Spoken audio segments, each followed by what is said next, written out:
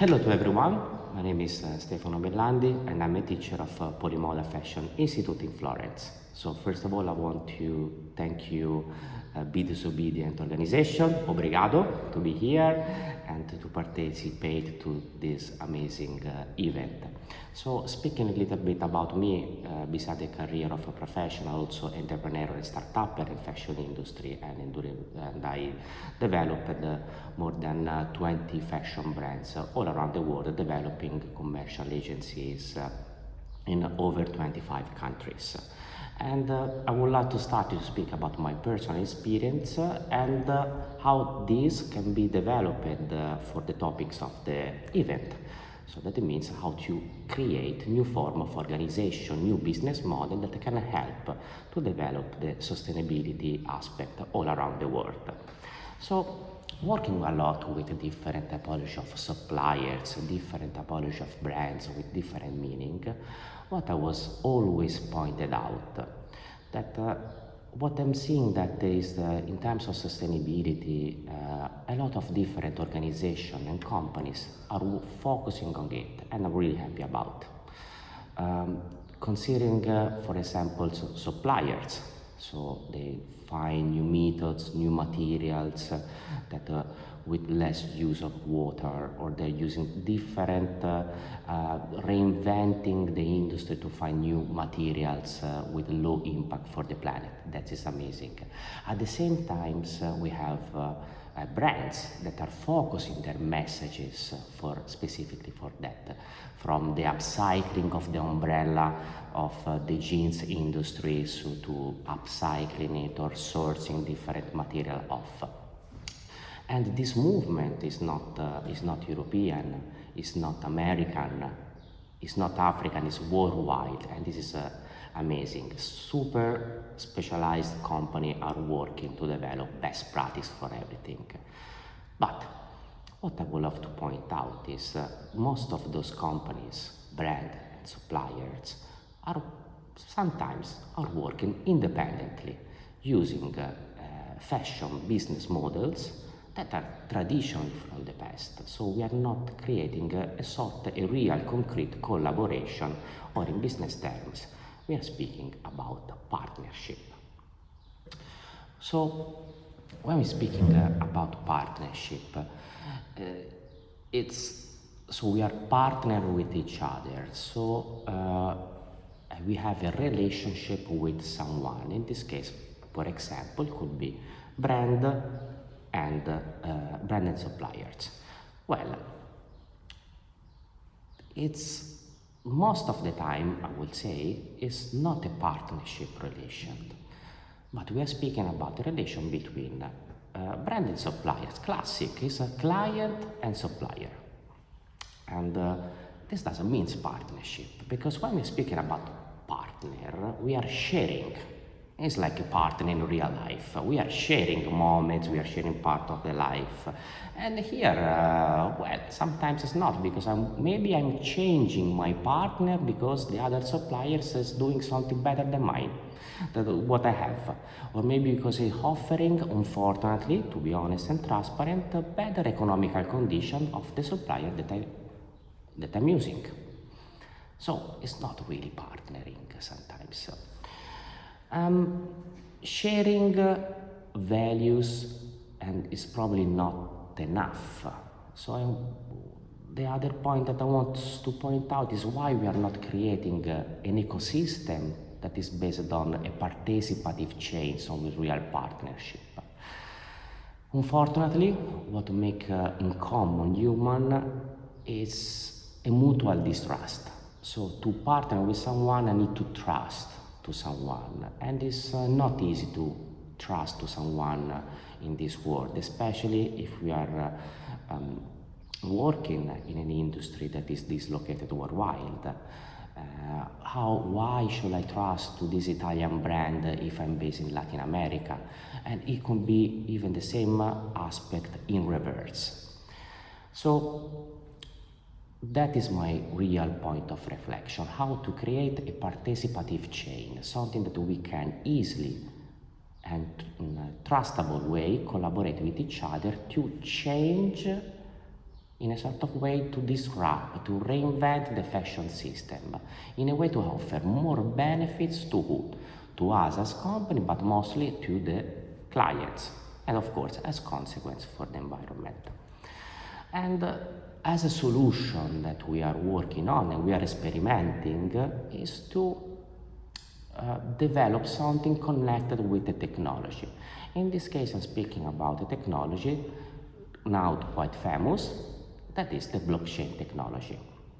So let me explain a little bit about how this technology works and how these technologies can be applied.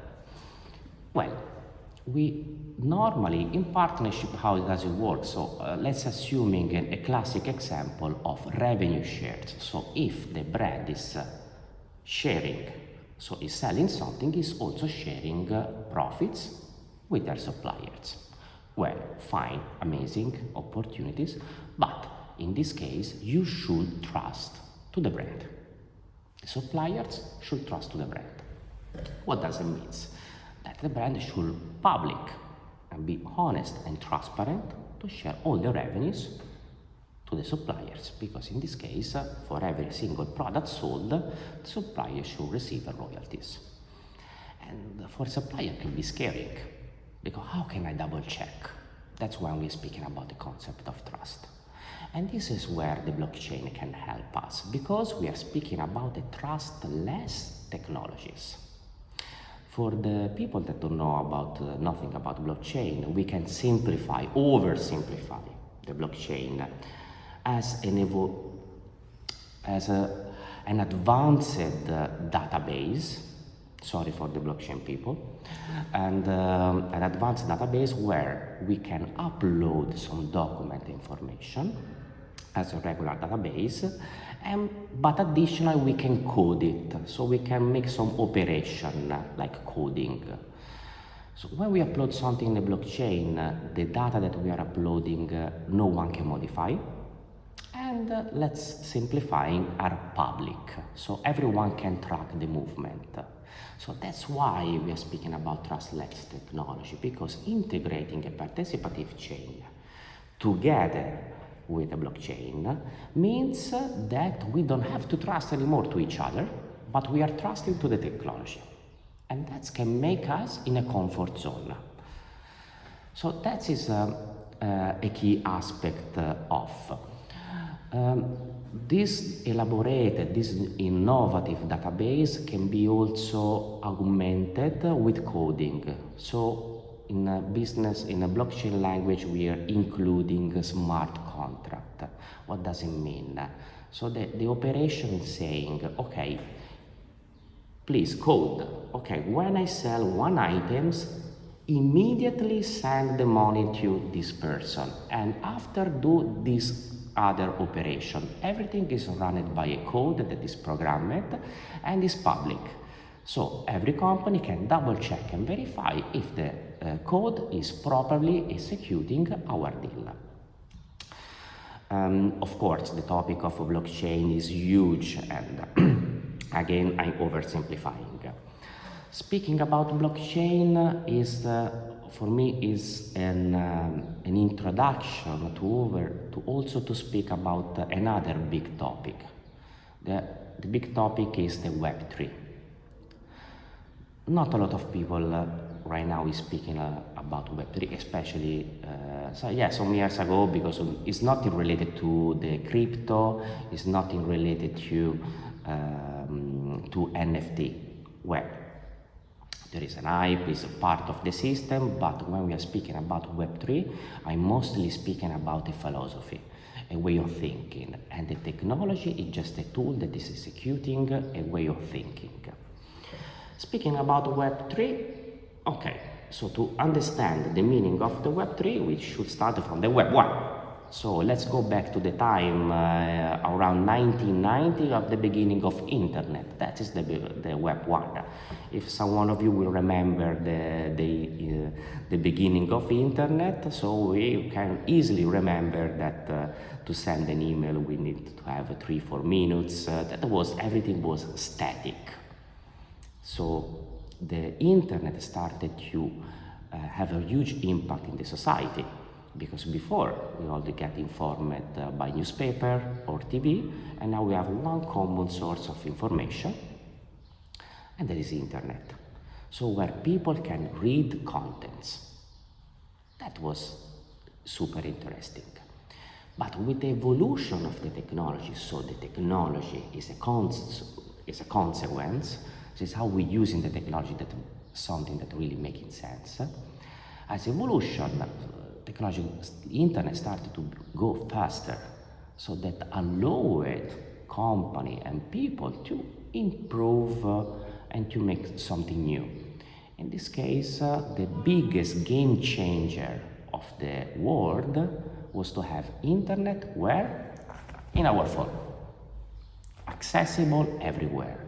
So in this moment we are going to move from Web 1 to Web 2, where users can not only write contents, but can also write contents. I mean, social platform like Instagram is an empty platform where you can write your own contents. You can write contents and share it. And of course, the impact of the social media are huge in the society, and is something that for us now is totally normal. But in Web 2, a new form of business models basically has been developed through the modernization, to the development of internet technology. We are now speaking, for now it's now easy to speak about the subscription model or other digital business modeling is something that is recently new because has been developed during the past 20 years. But specifically in the Web 2, which is the currency of the Web 2? Our data. People are kind of monetizing mostly the part of our data, and that's where the Web3 is moving. So to create something that is independent. Independent, what does it mean? Thanks to the use of the technology, we can have a digital property of something, because the uploading let me use uploading documents in blockchain, it means that we can have a digital asset, the ownership of a digital asset. So thanks to with the new era of the Web3, we can not only read contents, not only write content, but we can own our digital content. So why I'm speaking about that? Well, basically because it's the beginning of era, is the beginning of an era that is speaking about ecosystem. Developing a project that is Web3 related is like kind of create it's a participative chain. It's like to create a country that is transparent and it has its own money and its own rules of the game. The only difference is that basically everything is digital. What does it mean? So let me create a little bit of example how this technology is used and how could be used during the next year to create a full ecosystem that can hopefully and concretely help people for their business point, but also for the sustainability aspect. Today, we are only speaking about the blockchain to create a digital passport. What does it mean? This is only to use the blockchain technology. It means that you can upload all the information in this database and it's immutable. No one can change it and can be attached to our product, and people can scan the code and see that it's transparent. So every single process that the company decides to share is written there. Digital passport to your product. Amazing. Well, the key fact, blockchain is not saying the truth, because you can even apply some information that are not true. So, but the point is that those information are immutable, so it means that if your lie is a lie that stay there forever. What I'm pointing out and to create an ecosystem is to create an advanced model. What it means, so people that have the same goal, have the same meaning, they can create a tokenomics, a token environment. Token is a digital asset. So where we bothly decide the rule of the game, who can participate. The key, so maybe everyone can participate, maybe yes, or maybe we can select only some partner can participate to do this new world. And the money, the way to participate, more we participating, more we are creating tokens, more we creating, when we get some rewards, that is tokens that we can trade to each other, we can convert. Well, those rule of the game is public. What does it mean? That we usually, when we are creating a Web3 project, the rule of the game is written in a document that is labeled white paper. Schematic, that the white paper have to convince someone to, okay, those are the rule of the game. I want to participate, okay, let's make it in. And this economic system work by itself, everything is run by a code. So it means that no one have to trust each other. We can easily trade, exchange information, we can trade, we can create all what we want. And the code is running and executing what is our common goal and what is our decision.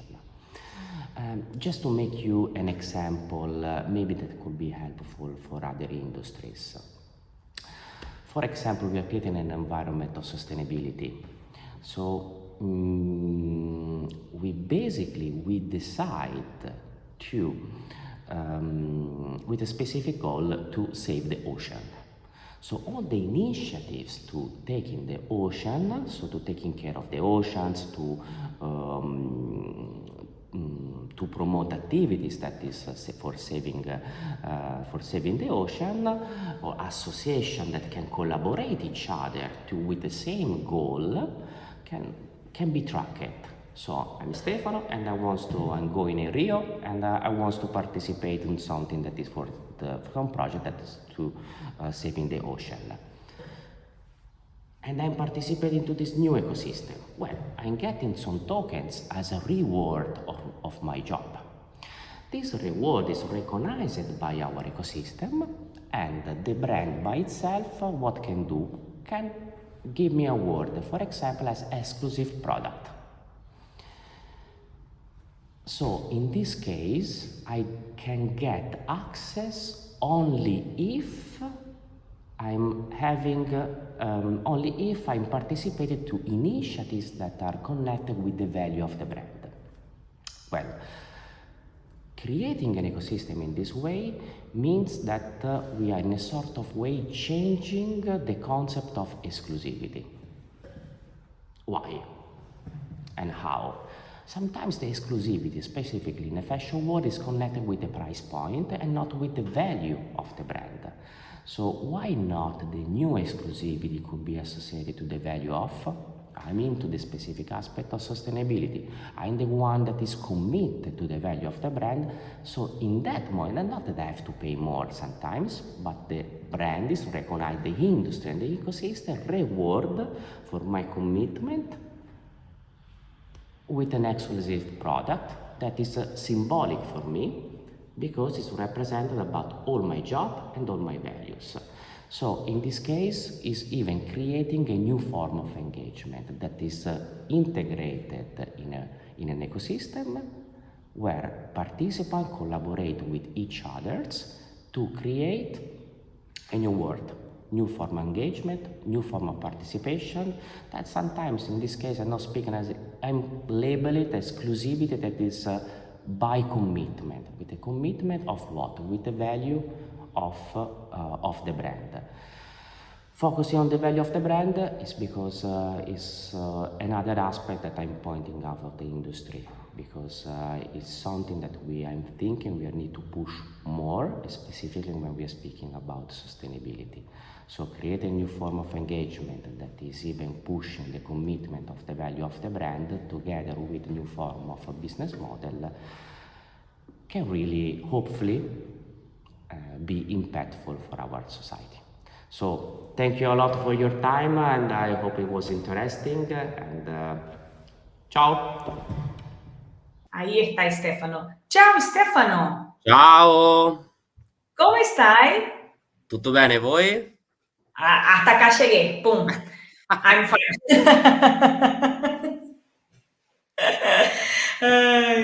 Well, thank you so much for your participation, for your clarity, for clarifying everything for us.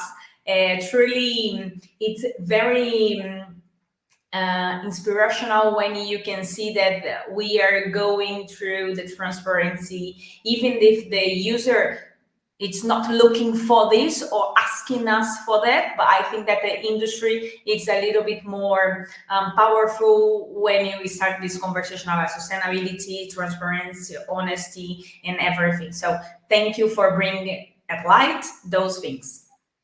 Thank you. It's absolutely my pleasure. It was super interesting. I was connected before, and my Spanish is not so bad. I could understand everything mostly, so I'm not able to speak. But he told me something like this, but I think that could be a very nice Spanish. But okay, let's keep in English for now. Estuve acá hablando con Stefano, que dijo que pude entender todo, estuvo antes conectado viendo las otras charlas y que fue un placer para él ser parte de esto. Tengo algunas preguntitas en el chat. I have some questions on the chat. I'm going to ask you just for we start like this amazing conversation and keep going with those topics. Victoria is asking how you can put together and catch up all the supply chain for they make a commitment about transparency, because she said it's not so easy work because it's exploring kind of work and people don't make the truth at light. So how you can do this? How you can suggest us? That is a really interesting question that can be, there are several answers from a technical point of view and for operational point of view, a logical point of view. Of course, when we are speaking about, should I interrupt sometimes to translate or I go to the end? No, go ahead and then I will translate the resume. Perfect. So the fact that the transparency, the information, how to connect different supply chain from different countries, even if there are different regulation. We used to set the rules of the game in advance, and those rules of the game can be even changed. Technically, we also speaking about some information can be included on chain and other off chain. So some of the part are directly managed inside the blockchain and other is another site. This is how technically can facilitating the operation. But the key relevant aspect is to identify the main rules of the game that have to run automatically in advance. Of course, evolve. I'm not saying that is easy, but the main principle could be, the logic could be the same, and they can be potentially applied worldwide and maybe develop it during the year. And but the other question is true, but how can I understand if someone is lying? The fact that something is uploaded in a blockchain doesn't mean that it's true. Yes. You can lie. Yeah. But this lie, it's a lie that is registered in this database that is no one can modify and stay there forever. Yeah. So if you lie, it's a lie that forever lie. Yeah. And I'm going to translate to them because I think that's a good point. Él está diciendo que la parte técnica nosotros tenemos que controlar y es por mediciones, por métricas, es una data. Tenemos que subir una data de una información al cloud, a la nube, y eso es lo que nos va a controlar. Hay que entender cada marca, cada designer, cada emprendedor, cada negocio, ¿qué van a medir? Eso técnicamente, ¿no?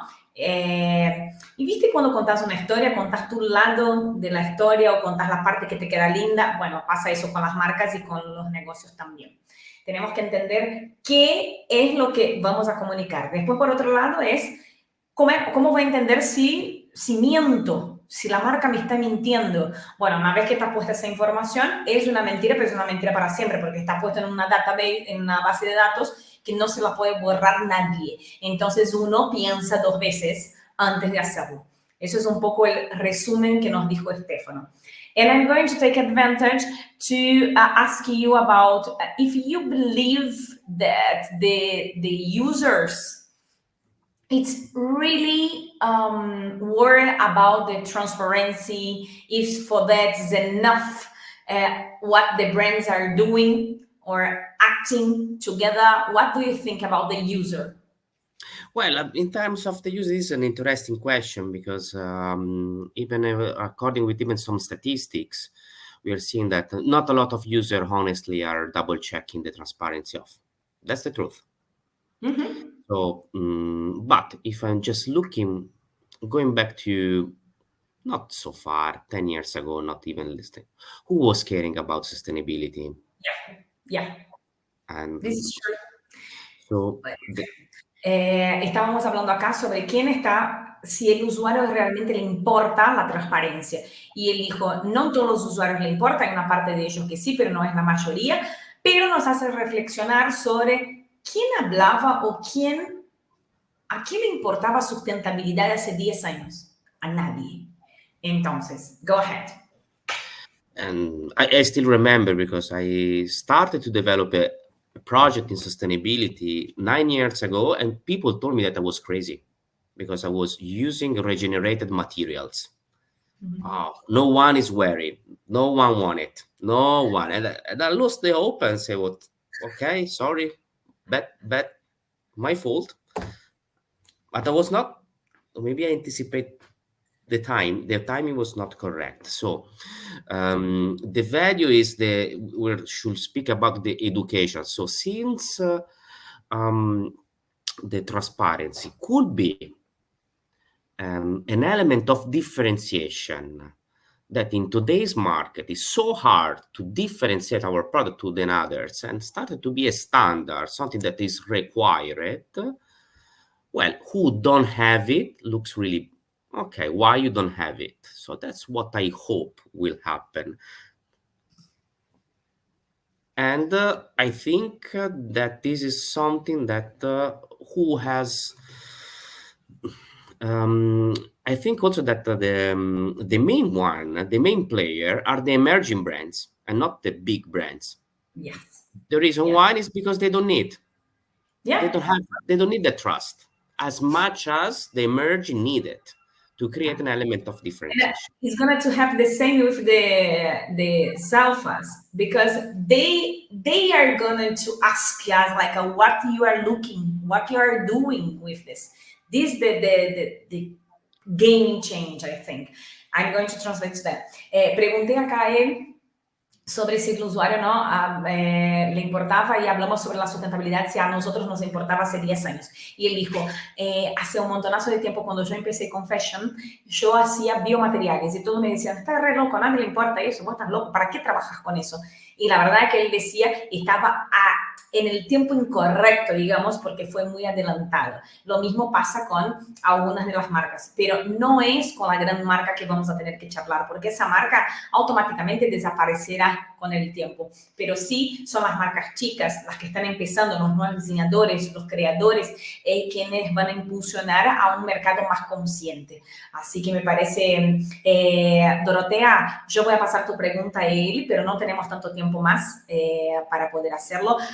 It's one very nice question here for Dorotea, and I'm going to send to you after that, or if you want to put in translation and answer her here, could be very nice.